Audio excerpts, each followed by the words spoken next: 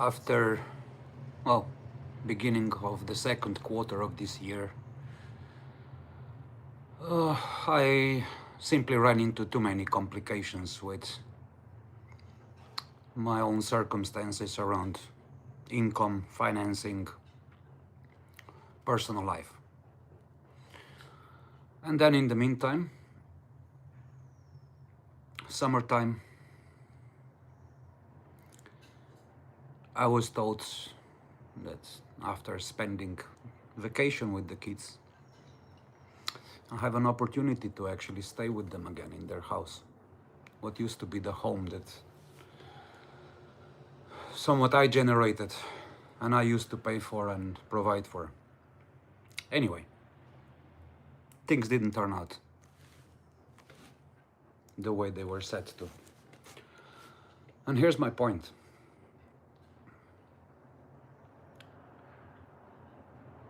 It's not about the lies, the cheating, and the pain that I had to go through with all this. One of the biggest things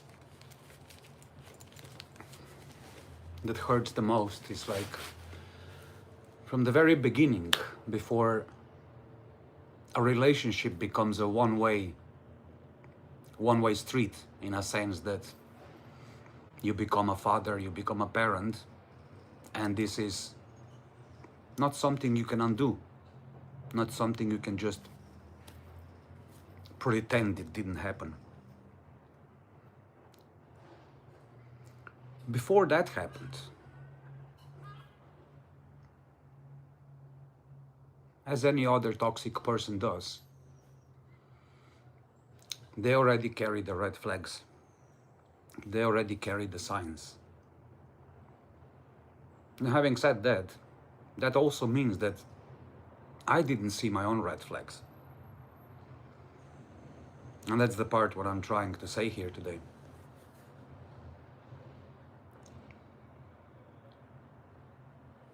A good example was, I had a job. I was working from home, covering literally different places all over the world. And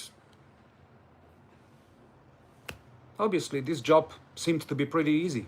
You know, I was sitting behind the computer, picked up a phone, spoke to a client, spoke to the boss, organized things for a week. And sometimes I would work a couple of hours a day. Sometimes I would work 10 hours in a day, spread out through the day, some hours in the morning, some in the afternoon, and the rest of them in the evening. And with that, the girl sitting next to me was saying, "What is your job? What do you actually do? You just sit there behind the keyboard and you get money. It's too easy." And I personally felt, hurt. Like, obviously this person didn't understand how many years of hard work, learning, practicing, failing, and all of that it took to come to the point where you're basically, just sitting behind the computer, consulting other people, helping them solve their problems, and you get paid well for that. And if I knew what I know today now, I would have realized that these are really already critical signals when you get to know a person better, that even if they don't fully understand what is it that you actually do, because it may be a very complex subject, IT, networks, security, it's not easy for everyone to understand. But it's also not my obligation to explain it all. If to you it seems like I'm just sitting behind the keyboard doing nothing and getting paid, fine. That's how you see it. But what I should have seen is that this was a beginning of how a person starts to chip into your confidence, into your achievements, and ultimately into your personality. The other red flag that became also my red flag was letting things like that continue and go on. And people would say, like, why didn't you leave? Well, the place was mine. I paid for the bills. And when you're registered in the same place with that kind of a person, at least here, Netherlands, Europe, you have to follow the law. And the law says that you cannot just kick a person out of the place where they're registered, even if they're not paying for the rent. And that's exactly what was happening to me. My red flag was trying to make that person to leave. When I understood that the whole environment became really hostile, really toxic, and I kept constantly trying to defend myself and prove myself and, just try to convince this person that, you may not have the right idea about what you're saying and you're wrong. Even though I had no family, no really close friends or some safe place to go to immediately. And never mind how much money I had or did not have at that point. I wish I had known I had to leave. Never mind what was going on, just pack my bags and leave.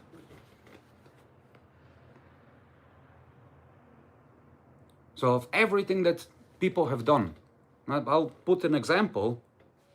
Beginning of April, I got a phone call from my contact person from municipality, where they arrange support for income for homeless people, for people who need help and stuff. So I've been receiving that until April. Living on a boat, trying to survive on my own, and actually even investing some of that money to try and restart and grow my business, to start helping people to get out of this misery and survival. I get a phone call and they say, we give you 2 weeks to show us in which harbor you're going to be staying permanently in Amsterdam. And I tried to explain to them that I've been on the waiting lists in 5 different harbors, at least 5 different harbors where they even have spaces, that I've been on the waiting list for 3 years already.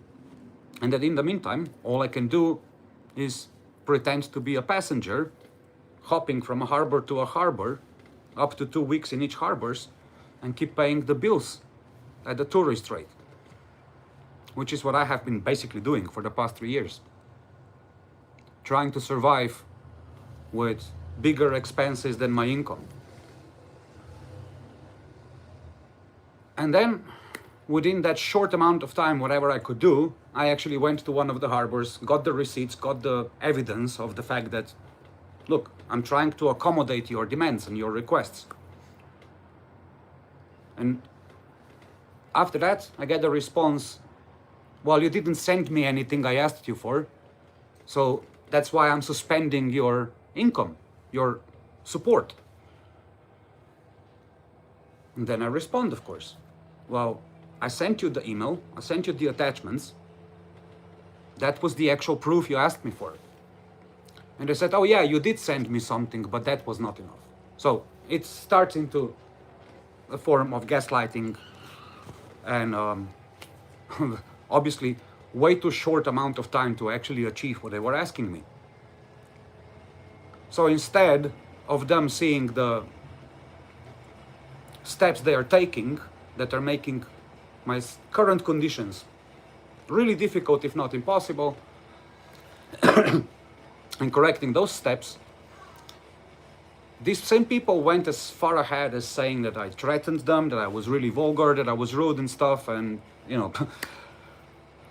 technically, in these conditions, if I did any of that, they should have informed the police. But the problem is, I have the audio recordings, I have the emails, I have the messages. I called them out. I said that their line of work does not align with their actions. If you're working in you're working in social services, your job is to help navigate people through the system so they can live and they can start their lives again. Instead, they just decided to make it difficult, if not really impossible, because for the last 4 months I had been surviving with 0 on my bank account. And I'm trying to work. I'm not lazy. Never was. I actually worked way too hard for the fact that I'm left with nothing. And I have been forgiving people, and forgiving, and forgiving, and forgiving. And this time I said, enough. I will not forgive. There is nothing to forgive. When a person is clearly, even evidently with the documents, lying, making false allegations and accusations, and their profession actually provides them the immunity from bearing any responsibility for their own actions, and the only one who's actually affected by all of this is me, my children, and ultimately my life for the past 4 years, and then God knows how long into the future, there is nothing left to forgive. The only thing I hope I will be able to forgive is to finally and ultimately really forgive myself for not leaving out earlier. Or even if it was a child already involved, still leaving earlier. For trying to fix things that I couldn't fix. For not realizing that when a person keeps withholding information about themselves, about their past, about who they are, where they come from, and why they get triggered the way they do, and realizing that ultimately they robbed you of a choice, of a decision, of your decision, who you're going to live with, who you're going to spend your life with, who you're going to build your family with. There is nothing to forgive. These people have ultimately made a decision before you could even know what you're deciding for.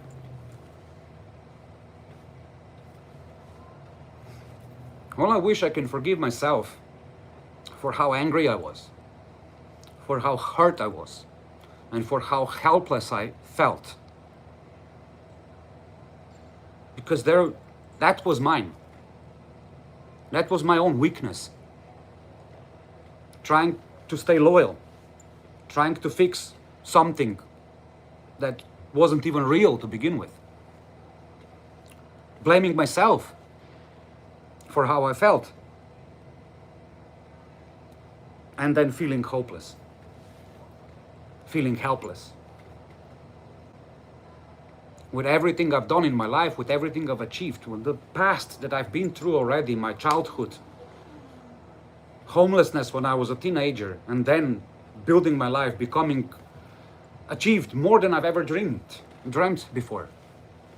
And all of that went down the drain because I simply did not, at that point, find a way to trust myself to just get the fuck out.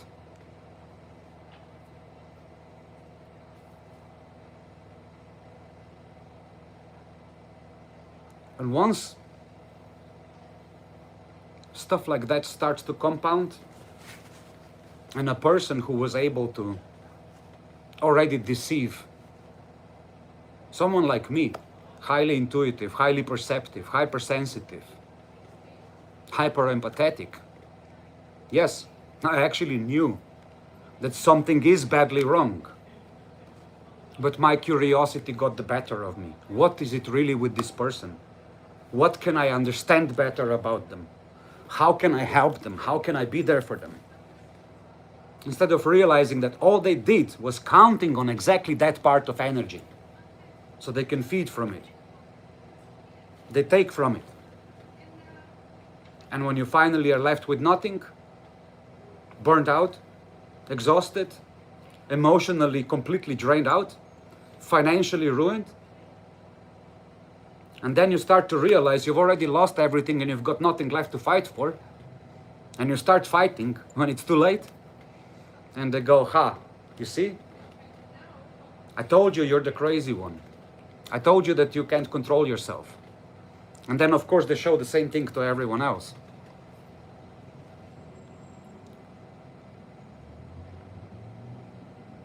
I wish I would have known.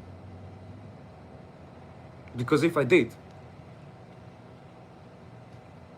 I would have definitely not have to learn to forgive myself so much. to forgive myself for betraying my own feelings, for betraying my own experience, for betraying my own skills and wisdom that I've already gathered to that point. That I simply allowed a foolish, deluded, wounded person with zero accountability for their own actions to try and teach me something in life.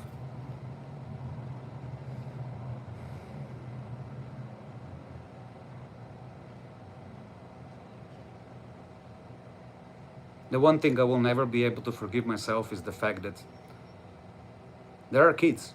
They did not choose this.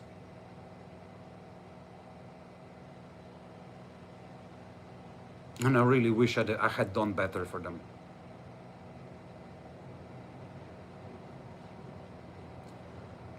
Doesn't matter whose fault it is, whose fault it is not. But what I do know that ultimately I was responsible for my actions. And with that, they led to 3 other lives witnessing, hurting, and being hurt by only one parent, the parent that can't do anything about it.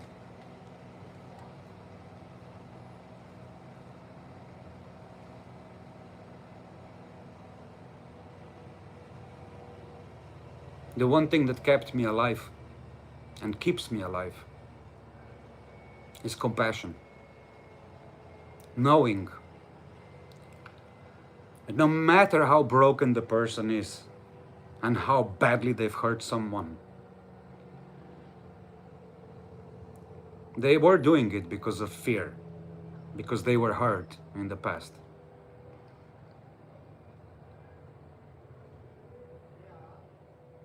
And that also there was nothing I could have done differently for them to change and grow. But I can't forgive them because I have to forgive myself first.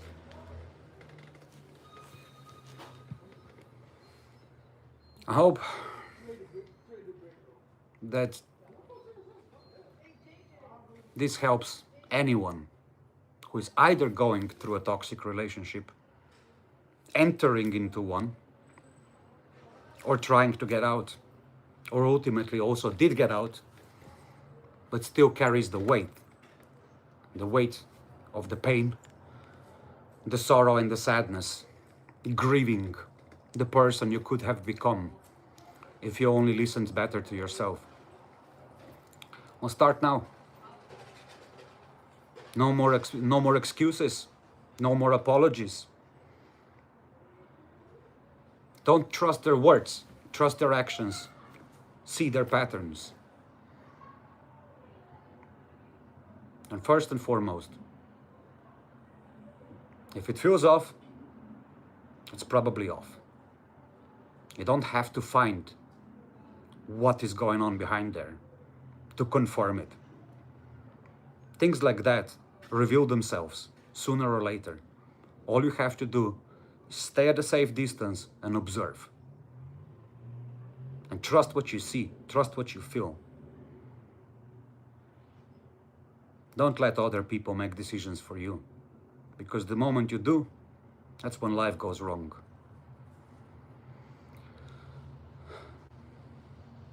Peace.